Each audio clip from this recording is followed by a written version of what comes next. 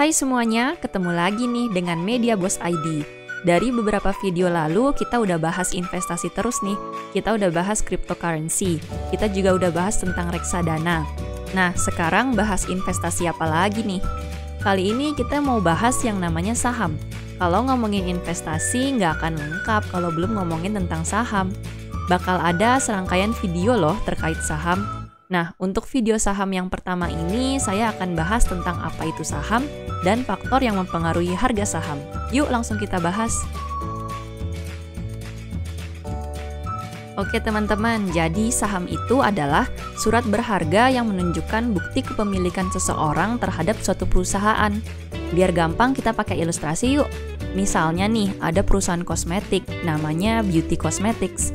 Perusahaan tersebut awalnya tuh kecil aja, tapi lama-lama berkembang menjadi besar.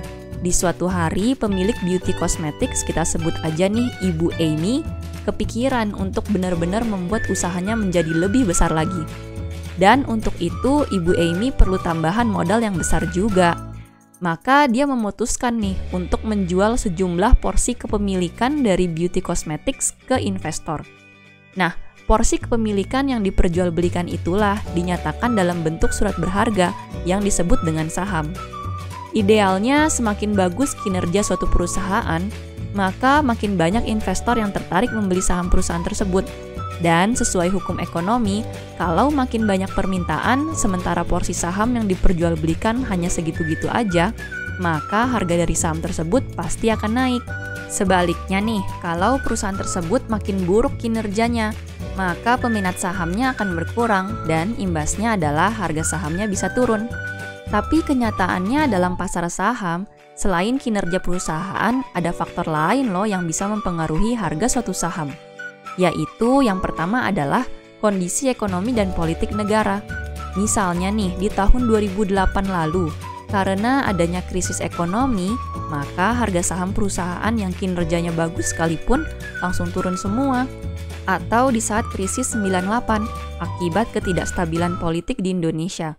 Investor-investor itu rame-rame nih cabut dari pasar saham Indonesia, sehingga harga saham dari perusahaan-perusahaan pun pada jatuh. Faktor kedua adalah adanya berita, wacana, ataupun rumor terkait perusahaan atau sektor industri terkait.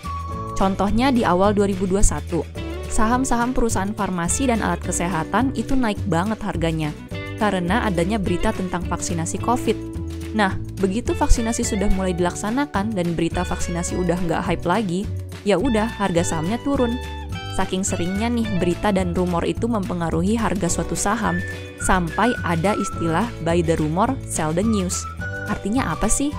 Artinya, mayoritas investor rame-rame membeli suatu saham berdasarkan rumor tertentu hingga harga saham itu jadi meningkat, atau buy the rumor. Kemudian menjualnya kembali setelah berita yang sesungguhnya dirilis, hingga harga sahamnya jadi jatuh, atau sell the news.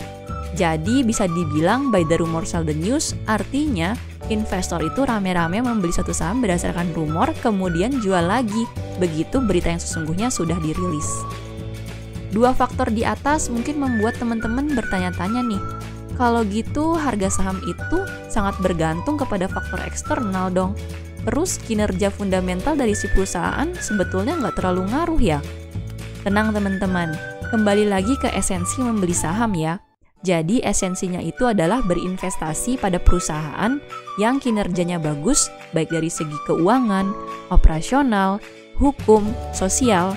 Kalau secara faktor-faktor fundamentalnya bagus, maka perusahaan tersebut pasti akan survive. Selalu ada investor-investor yang berminat untuk membeli saham perusahaan tersebut. Sehingga kalau harga sahamnya jatuh karena faktor eksternal tadi misalnya, maka harga sahamnya akan relatif lebih cepat bangkit kembali. Nah, mudah-mudahan sekarang teman-teman udah mulai paham dengan saham. Di video berikutnya saya akan bahas gimana sih pasar saham di Indonesia itu bekerja. So, stay tune untuk video saya yang berikutnya ya. Hope you like this video, hope you find this useful.